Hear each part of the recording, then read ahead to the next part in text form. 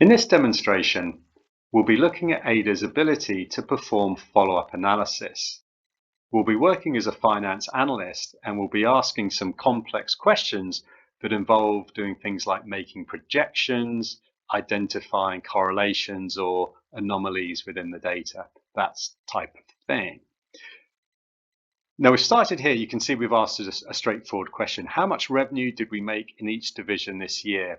And Ada has gone away and run a data query to return the revenue by division for 2025. But what I want to do is something a bit more complex. I want to know how much is each division projected to make in 2026. So I'm going to ask this question. Show me a revenue projection for each division in 2026.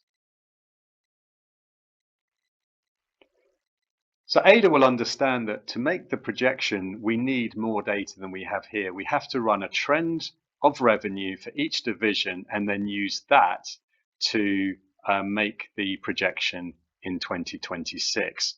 So that's what we're seeing here. And in fact, what Ada has done is running a monthly trend of revenue in 2025 and is using that to identify the total projected revenue for 2026. So for example, the commercial division is projected to make $6 million as a result of the revenue trend that's on display in 2025.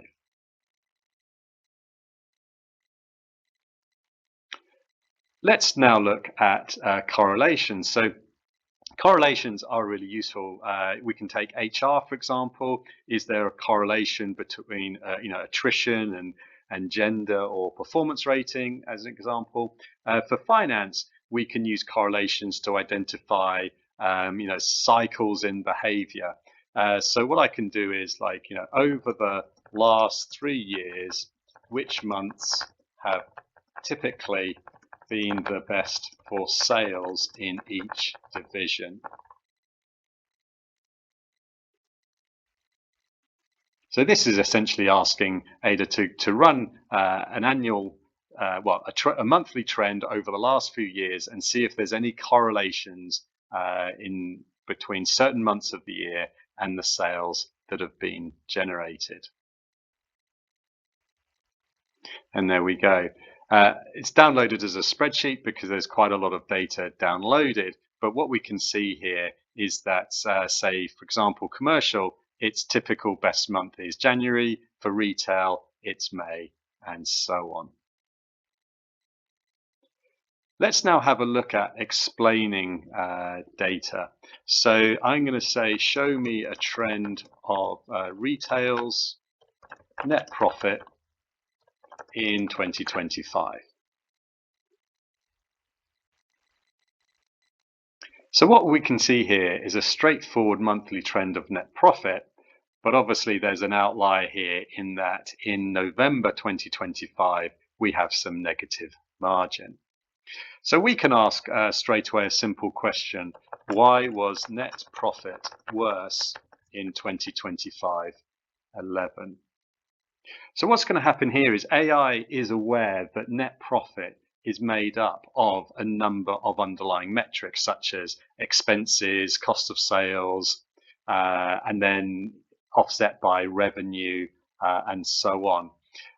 So what's happening is for the year of 2025, Ada's running a monthly trend of all those metrics together for our retail division, and then we'll identify where along the line the net profit has been hit in November. I mean, obviously with profit, it's either costs are too high or say revenue is too low. But what we're seeing here is confirmation that net profit was significantly impacted by a sharp increase in expenses, and sales were actually only slightly lower. So really the driver behind the decline in profit is this sharp increase in expenses. So that's fine. That's given us a high level explanation. But let's now find out why. So here we can do, for example, some outlier detection or anomaly detection. So I could ask, were there any unusual expenses? So to answer this question, the AI understands that we have to run a breakdown of expenses for the retail division for the whole year. And then we can go through that data and identify, are there any unusual expenses?